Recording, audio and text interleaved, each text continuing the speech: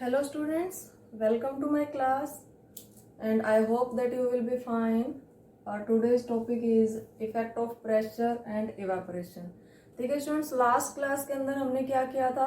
हमने किया था effect of temperature on states of matter, यानी कि टेम्परेचर को चेंज करके मीन्स इंक्रीज या डिक्रीज करके हम मैटर की स्टेट्स को कैसे चेंज कर सकते हैं। सॉलिड से लिक्विड में कन्वर्ट कर सकते हैं, लिक्विड से गैस में, गैस से फर्दर लिक्विड के अंदर, लिक्विड को फिर सॉलिड में, और सॉलिड को डायरेक्टली गैस में, और गैस को डायरेक्टली सॉलिड के अंदर। ठीक है, आज की क्लास में हम करेंगे कि कैसे स्टेट्स ऑफ मैटर को प्रेशर अफेक्ट करता है, यानी कि मैटर की जो फिजिकल स्टेट्स है सॉलिड, लिक्विड और गैस, उनके ऊपर प्रेशर का क्या इफेक्ट होता है उसकी हम बात करेंगे। ठीक है, तो चलिए स्टार्ट करते हैं हम आज की क्लास।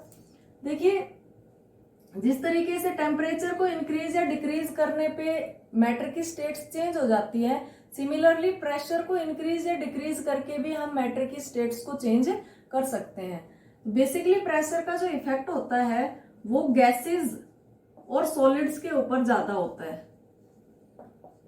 ठीक है, सॉलिड्स, सारे सॉलिड्स की हम बात नहीं कर रहे, कुछ सॉलिड्स होते हैं। ठीक है, तो देखिए प्रेशर को इंक्रीज या डिक्रीज करके हम कैसे मैटर की स्टेट्स को चेंज कर सकते हैं। मान लीजिए हमारे पास में कोई कंटेनर है और उसके अंदर गैस है। अब गैस की प्रॉपर्टीज में हम क्या पढ़ चुके हैं कि गैसेस जिस भी कंटेनर के अंदर फिल की जाती हैं वो उस कंटेनर को कंप्लीटली फिल कर देती हैं। तो भाई ये कंटेनर के अंदर गैस के पार्टिकल्स हैं जो कि दूर दूर फैले हुए हैं। ठीक है, अब प्रेशर हमको यूज करना है, तो देखिए प्रेशर अप्लाई करके एक पिस्टन की हेल्प से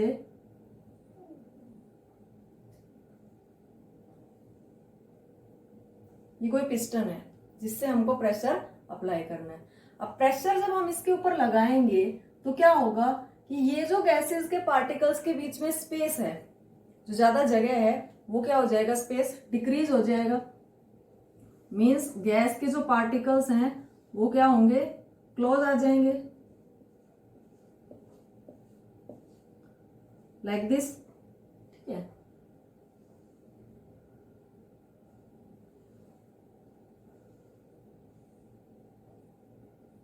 लाइक दिस, स्पेस रिड्यूस हो गया।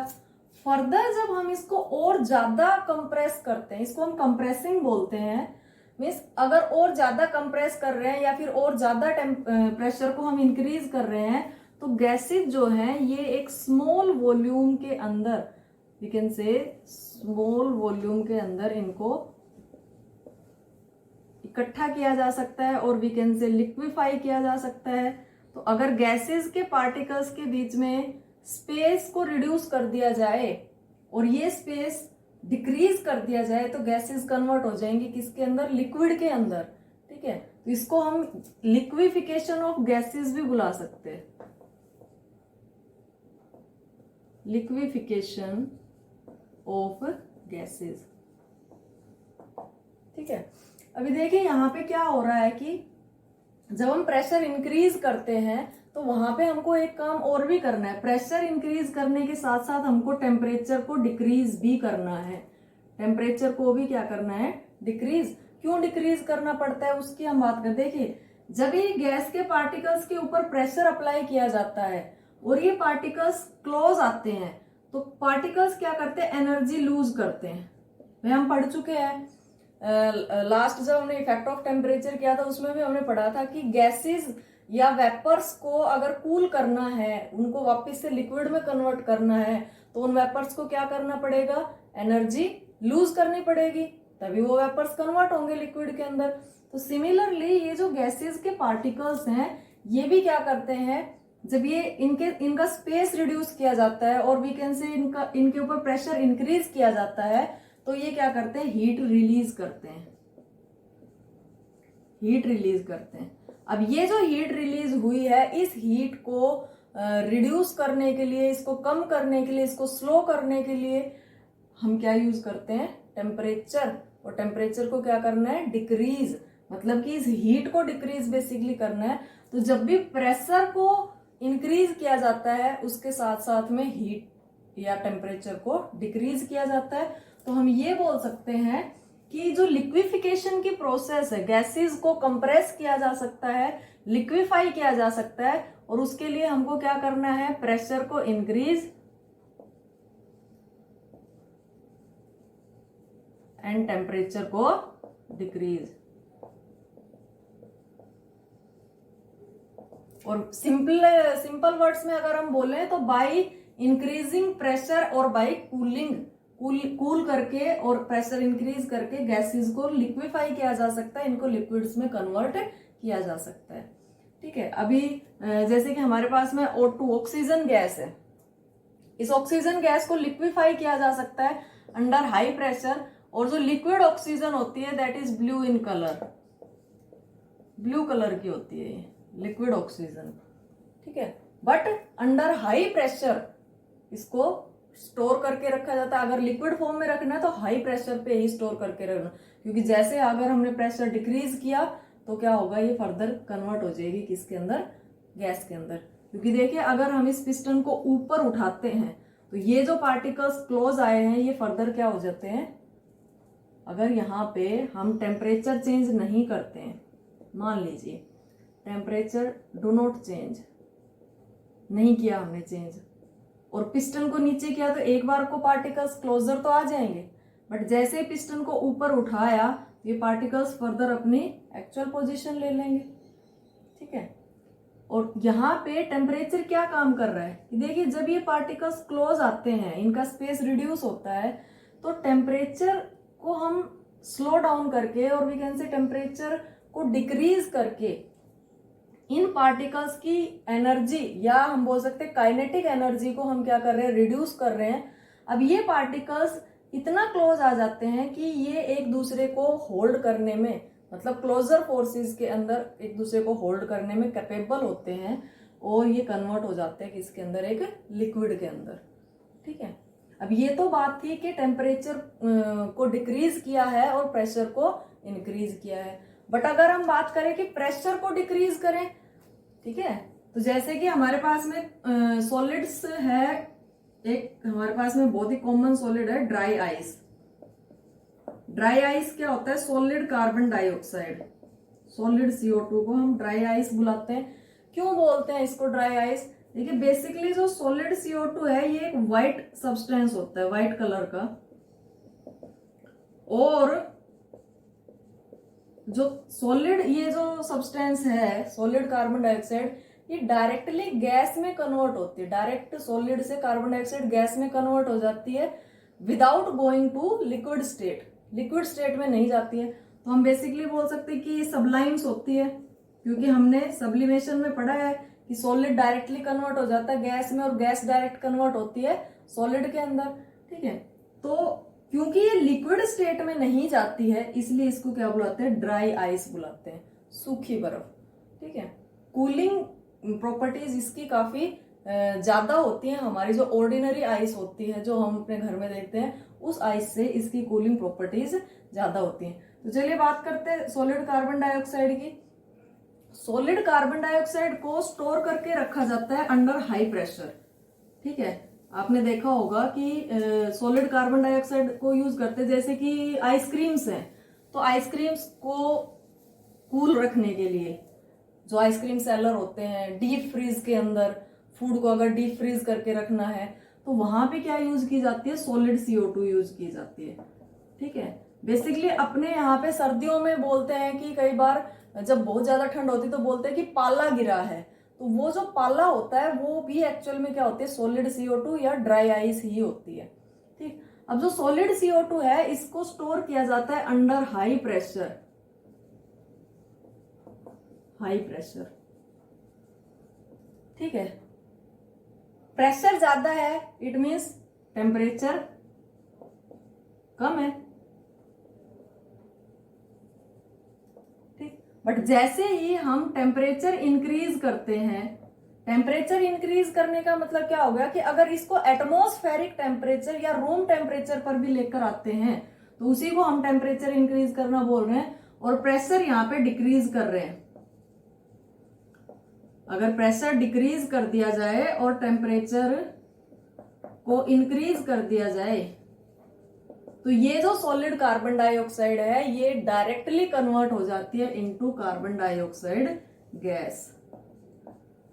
ठीक है, इट मीन्स कि प्रेशर को हम यूज करके या प्रेशर को इंक्रीज या डिक्रीज करके भी हम मैटर की स्टेट्स को चेंज कर सकते हैं। ठीक, अगर हम गैसेस की बात करें तो देखिए ऑक्सीजन को लिक्विफाई किया जा सकता है, अमोनिया NH3 अमोनिया को भी लिक्विफाई किया जा सकता है अंडर हाई प्रेशर। ठीक है, अगर सॉलिड कार्बन डाइऑक्साइड की हम बात करें तो देखिए पहली बात तो इसको हम क्या बुलाते हैं, ड्राई आइस। अब ड्राई आइस क्यों बुलाते हैं ये मैंने आपको बता दिया, क्योंकि ये लिक्विड स्टेट में नहीं जाती है। दूसरा, ये एक व्हाइट सॉलिड होता है, white solid substance.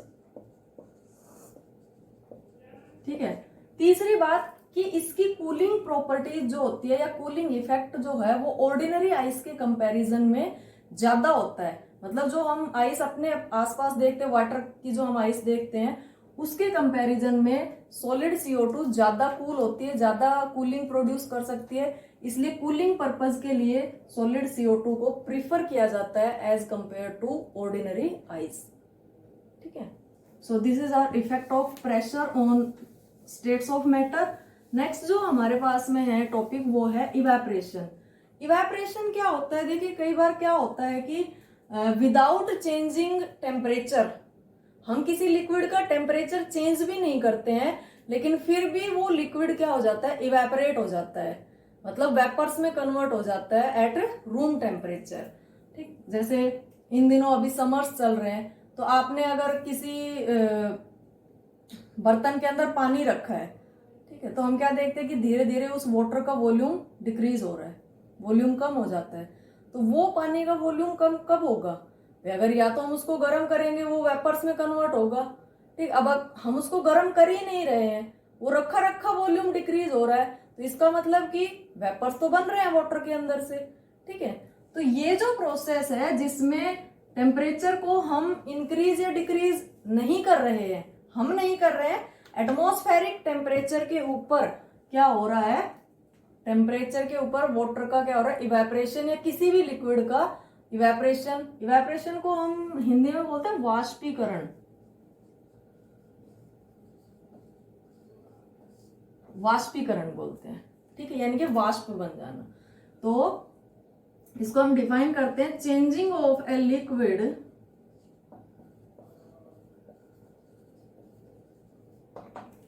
To a gas और we can say vapours even below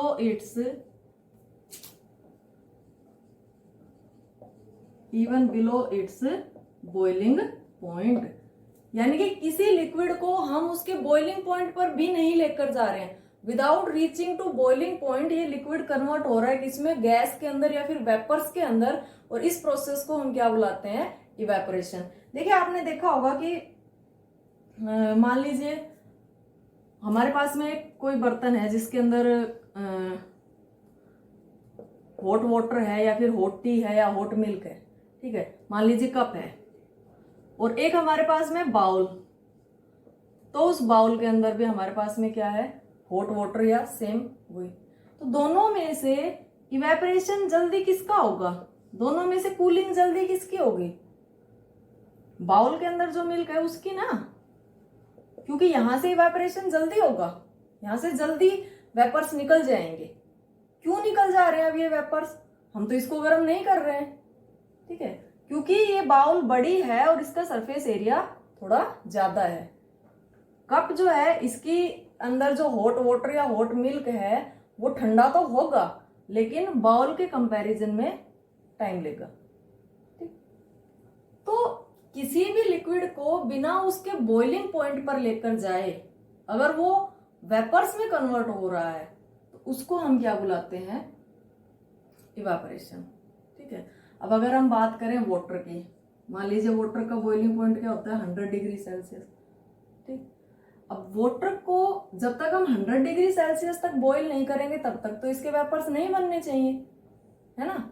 but ऐसा होता है कि वाटर, जैसे अभी समर्स में आपने अगर वाटर रखा किसी कंटेनर के अंदर तो वो वाटर का वॉल्यूम धीरे धीरे डिक्रीज हो जाता है। तो इसका मतलब क्या हो रहा है, वाटर के अंदर से वेपर्स तो बन रहे हैं। ठीक, उसी प्रोसेस को हम क्या बुला रहे हैं, इवेपोरेशन। ठीक है, अब ये जो इवेपोरेशन है ये हो क्यों रहा है, ऐसा कैसे हो रहा है कि liquid without going to without reaching its boiling point ये कन्वर्ट हो रहा है वेपर्स के अंदर। देखिए एक एग्जांपल से हम बात करते हैं। मान लीजिए ये कोई कंटेनर है और इसके अंदर हमारे पास में वाटर है। ठीक है, अब क्या होता है कि जो पार्टिकल्स होते हैं लिक्विड के, या सिंपली हम वाटर की बात करते हैं क्योंकि हमारे अराउंड सबसे जो फेमस लिक्विड है वो वाटर ही है। तो ये कंटेनर के अंदर वाटर है। अब वाटर के जो पार्टिकल्स है जो कि सरफेस पे प्रेजेंट है, ठीक है, कुछ पार्टिकल्स जो सरफेस पे प्रेजेंट है उनकी काइनेटिक एनर्जी बहुत ही ज्यादा होती है as compare to other particles of water. मतलब इसी कंटेनर के जो दूसरे पार्टिकल्स हैं उनके कंपैरिजन में इनकी काइनेटिक एनर्जी थोड़ी ज्यादा होती है। ठीक है, अब ये जो काइनेटिक एनर्जी है ये इतनी मतलब ज्यादा होती है, बट ये इतनी सफिशिएंट होती है कि ये पार्टिकल्स के बीच के फोर्स ऑफ अट्रैक्शन को ब्रेक कर सकती है। फोर्स ऑफ अट्रैक्शन को ये ब्रेक कर सकती है। अब जब ये पार्टिकल्स, ये काइनेटिक एनर्जी इन पार्टिकल्स के फोर्स ऑफ अट्रैक्शन को ब्रेक कर देगी अदर पार्टिकल्स के साथ में, तो ये पार्टिकल्स क्या होंगे, एस्केप हो जाएंगे, निकल जाएंगे। ठीक है, और निकलेंगे तो ये क्या हो जाएंगे, वेपर्स में या गैस के अंदर कन्वर्ट हो जाएंगे। ठीक, इसी को हम क्या बुला रहे हैं, इवेपोरेशन बुला रहे हैं। तो due to the high kinetic energy of some particles which are present on the surface, ये फोर्स ऑफ अट्रैक्शन पार्टिकल्स के बीच का ब्रेक हो जाता है और ये पार्टिकल्स एस्केप हो जाते हैं, निकल जाते हैं, जिसको हम क्या बुला रहे हैं, इवेपोरेशन बुला रहे हैं। ठीक है, अब देखिए इवेपोरेशन की प्रोसेस के लिए टेम्परेचर चाहे कितना भी हो, मतलब कि हमारा जो रूम टेम्परेचर है 25 डिग्री सेल्सियस हो, चाहे 30 डिग्री सेल्सियस हो, चाहे 40 डिग्री सेल्सियस हो, कितने भी टेम्परेचर के ऊपर चाहे पार्टिकल्स इवेपोरेट हो रहे हो, लेकिन जो प्रोसेस है इवेपोरेशन की उसके लिए पार्टिकल्स को लेटेंट हीट ऑफ वेपोराइजेशन चाहिए।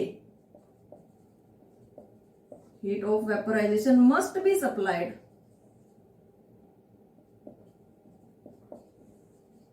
इन पार्टिकल्स को लेटेंट हीट ऑफ वेपोराइजेशन देनी ही पड़ेगी, या ये एब्जॉर्ब करेंगे लेटेंट हीट ऑफ वेपोराइजेशन को, तभी ये वेपर्स के अंदर या इवेपोरेशन की प्रोसेस हो पाएगी। अब हमने पढ़ा है लेटेंट हीट ऑफ वेपोराइजेशन कितनी होती है, 25.5 इंटू 10⁵ जूल्स पर केजी। ठीक है, इट मीन्स कि रूम टेम्परेचर पर जब इवेपोरेशन होता है या पार्टिकल्स जो लिक्विड के कन्वर्ट हो रहे गैस के अंदर या फिर वेपर्स के अंदर, तो वो क्या ले रहे हैं, उनको क्या देना पड़ेगा, उनको latent heat of vaporisation supply करनी ही पड़ेगी, तभी इवेपोरेशन की प्रोसेस हो पाएगी। ठीक है, अब इवेपोरेशन जो है इसके काफी सारे हम बोल सकते हैं कि फैक्टर्स हैं जो कि इवेपोरेशन की प्रोसेस को अफेक्ट करते हैं। तो मेनली 4 फैक्टर्स हैं जो कि अफेक्ट करते हैं इवेपोरेशन को, और ये 4 फैक्टर्स कौन कौन से हैं, टेम्परेचर, सेकंड है surface area. There are 4 factors which are going to affect the process of evaporation: humidity, and 4th is wind speed. ठीक है, अभी देखिए टेम्परेचर इवेपोरेशन को अफेक्ट करता है। कैसे अफेक्ट करता है, by increasing the temperature the process of evaporation also increases. अगर हम टेम्परेचर इंक्रीज करें तो इवेपोरेशन भी क्या हो जाता है, इंक्रीज हो जाता है। तो देखिए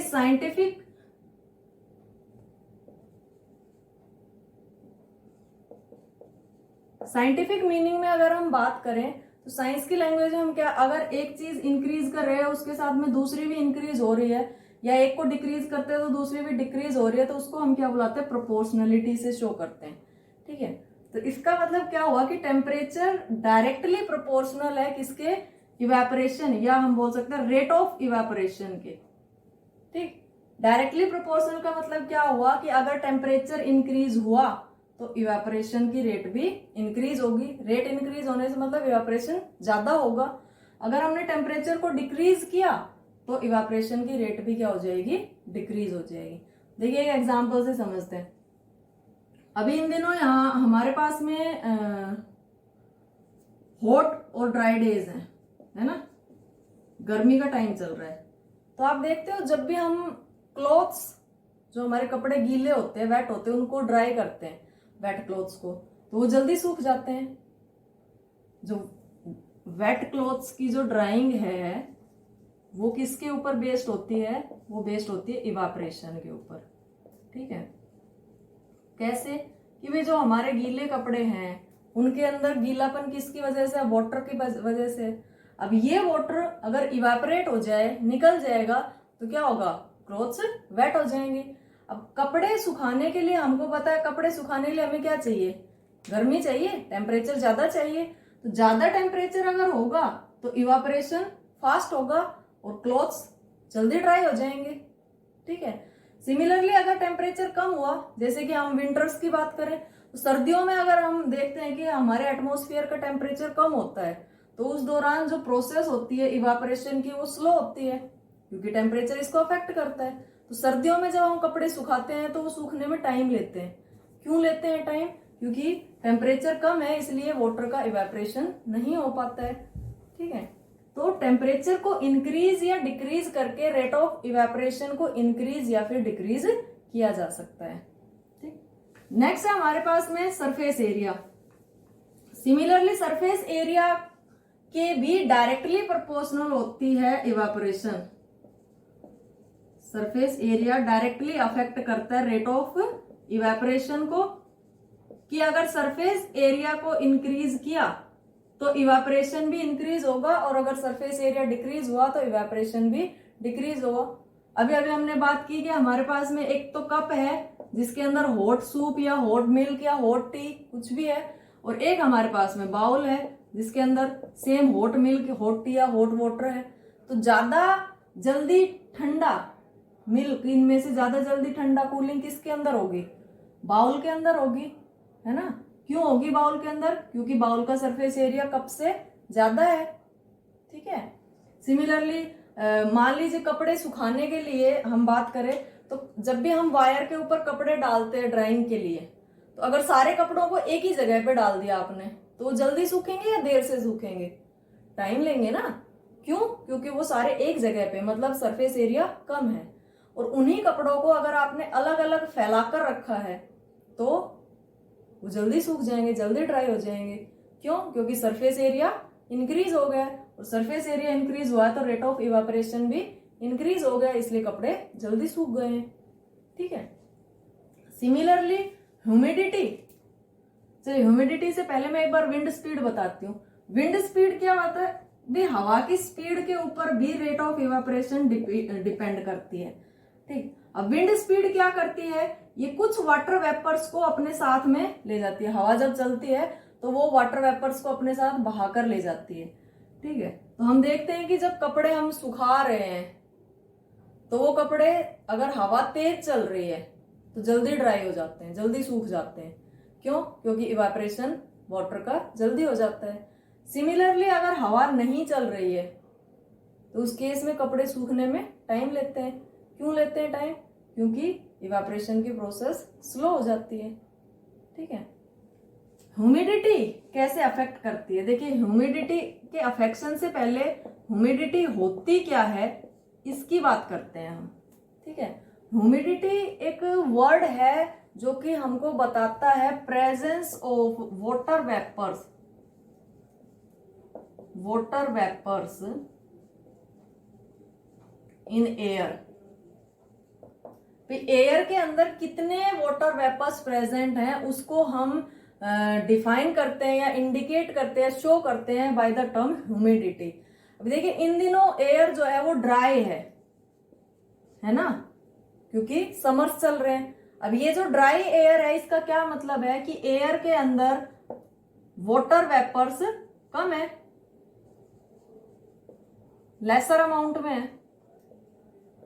ठीक है, बट अगर हम बात करें रेनी सीजन की, बारिश के दौरान क्या होता है, बारिश के दौरान एयर क्या होती है, वेट होती है, डंप होती है, नमी वाली। ठीक है, तो हम बोल सकते हैं कि एयर के अंदर वाटर वेपर्स लार्जर अमाउंट में प्रेजेंट होते हैं। ठीक है, ठीक। तो देखिए, अगर एयर के अंदर वाटर वेपर्स कम अमाउंट में प्रेजेंट होते हैं तो एयर कैसी होती है, ड्राई, और इसको हम ड्राई एयर को क्या बोल सकते हैं, लो ह्यूमिडिटी। लो ह्यूमिडिटी मतलब ह्यूमिडिटी कम है। सिमिलरली वेट एयर, यानी एयर के अंदर वाटर वेपर्स ज्यादा अमाउंट में प्रेजेंट है तो उसको हम क्या बुलाते हैं, हाई ह्यूमिडिटी, या ह्यूमिड एयर भी बुला सकते हैं हम इसको। ठीक है, हाई ह्यूमिडिटी। अब ये जो ह्यूमिडिटी है ये इवेपोरेशन को कैसे अफेक्ट करती है, देखिए भाई, अगर एयर के अंदर वाटर वेपर्स कम हुए तो उस केस में एयर कैसी होगी, ड्राई, और ड्राई होगी तो इट मीन्स टेम्परेचर क्या है, ज्यादा है, और टेम्परेचर ज्यादा है तो वो रेट ऑफ इवेपोरेशन को क्या कर रहा है, इंक्रीज कर रहा है, जिसकी वजह से वाटर वेपर्स जल्दी एस्केप हो रहे हैं, जल्दी निकल रहे हैं।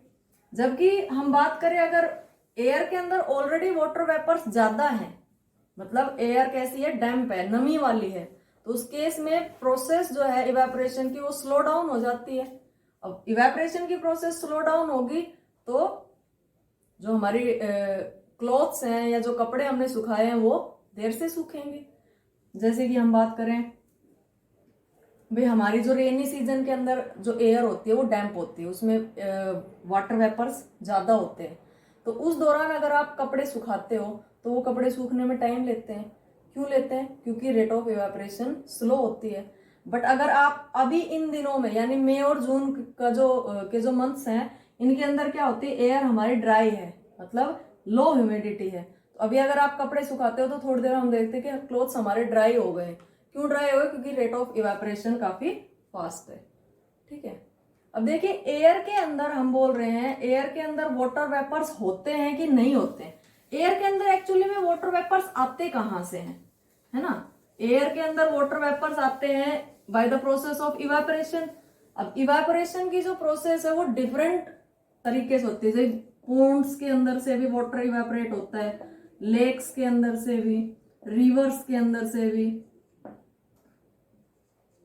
ठीक है, सीज, समुद्रों में से। सिमिलरली प्लांट्स की जो लीव्स हैं उनके अंदर भी इवेपोरेशन होता है। लीव्स ऑफ प्लांट्स जो है उनमें भी क्या होता है, इवेपोरेशन की प्रोसेस होती है ना, ट्रांसपिरेशन से लीव्स क्या करती है, वाटर लॉस करती रहती हैं, तो वो भी इवेपोरेशन है। तो ये सारा का सारा जो वाटर है ये कहाँ चला जाता है, एयर के अंदर मिक्स हो जाते हैं, एयर के अंदर चला जाता है। देखिए यहाँ पे एक चीज आप याद रखिए कि अर्थ के ऊपर जितना भी पानी है पूरा का पूरा पानी इवापोरेट नहीं हो सकता है। अगर हम समुद्रों की, नदियों की, पॉन्ड्स, लेक सब की बात करें तो ये सारा वाटर इवेपोरेट नहीं हो सकता है। क्यों नहीं हो सकता है, क्योंकि पूरे वाटर को इवेपोरेट होने के लिए लार्जर अमाउंट में लेटेंट हीट ऑफ वेपोराइजेशन चाहिए, जो कि पॉसिबल नहीं है। ठीक है, इसलिए सारा वाटर इवेपोरेट नहीं होता, कुछ अमाउंट में वाटर का इवेपोरेशन हो पाता है। तो देखिए, ये जो वाटर जो कि इवेपोरेशन की प्रोसेस से एयर में चला गया है, अब हम बोलते हैं हमको तो एयर के अंदर वाटर दिखाई नहीं दे रहा है ना, तो एयर के अंदर वाटर की प्रेजेंस का पता लगाने के लिए हम क्या करते हैं, एक्सपेरिमेंट करते हैं, जो कि हमने अपने डे टू डे लाइफ के अंदर देखा हुआ भी है। आपने कई बार नोट किया होगा कि अगर आपने किसी कंटेनर के अंदर आइस ली हुई है, ठीक है, और वो बर्फ का जो बर्तन है उसको आपने फ्रिज से निकाल के बाहर रख दिया रूम टेम्परेचर पे, तो हम देखते हैं कि उस कंटेनर के चारों तरफ, जो कंटेनर है जिसके अंदर आइस प्रेजेंट है, तो इस कंटेनर के चारों तरफ वाटर की छोटे छोटे ड्रॉपलेट्स इकट्ठे हो जाते हैं, है ना, पानी की बूंदें बन जाती है। या आइस कोल्ड वाटर भी होता है ना, फ्रिज से आपने पानी निकाल के बाहर रख दिया, पानी बहुत ठंडा है, तो उस पानी के चारों तरफ भी पानी क्या होती है, वाटर की ड्रॉपलेट्स डिपॉजिट हो जाती हैं। अब कभी आपने सोचा ये ड्रॉपलेट्स आती कहाँ से हैं, कहाँ पे हैं ये ड्रॉपलेट्स, उसके अंदर से तो नहीं निकली ना, कंटेनर के अंदर से, तो ये ड्रॉपलेट्स कहाँ से आई हैं, कि देखिए जब भी ये कंटेनर जिसके अंदर आइस है या फिर कोल्ड वाटर है, इसको जब हमने बाहर रूम टेम्परेचर पर रखा तो क्या हुआ कि रूम के अंदर या बाहर के टेम्परेचर एटमॉस्फेयर के अंदर जो एयर है उसके अंदर क्या है, वाटर वेपर्स प्रेजेंट है। अब ये वाटर वेपर्स जब इस कूल एरिया के कांटेक्ट में आएंगे, यानी इस आइस के कांटेक्ट में आएंगे, तो वो क्या हो जाएंगे, कन्वर्ट हो जाएंगे किसके अंदर, लिक्विड के अंदर। अभी तक जो वेपर्स, वाटर वेपर्स के प्रेजेंट में ड्रॉपलेट्स की फॉर्म में आने के लिए इनको क्या चाहिए, कूलिंग चाहिए। ठीक है, तो जैसे ही इस कूल आइस के कांटेक्ट में आते हैं या कूल वाटर के कांटेक्ट में आते हैं, एयर के अंदर जो वेपर्स प्रेजेंट हैं वो कन्वर्ट हो जाते हैं किसके अंदर, वाटर के ड्रॉपलेट्स के अंदर। तो जो कंटेनर होते हैं आइस या फिर वाटर जिसके पास बाहर पानी की बूंदे जमा हो जाते हैं, वो हमको ये बताते हैं कि एयर के अंदर वाटर वेपर्स प्रेजेंट होते हैं। ठीक है, अब इस क्लास से एक लास्ट टॉपिक बचा हुआ है कि जो इवेपोरेशन है ना, उसके यूजेस क्या है, वो कैसे कूलिंग कॉज करता है, वो हम करेंगे नेक्स्ट क्लास के अंदर।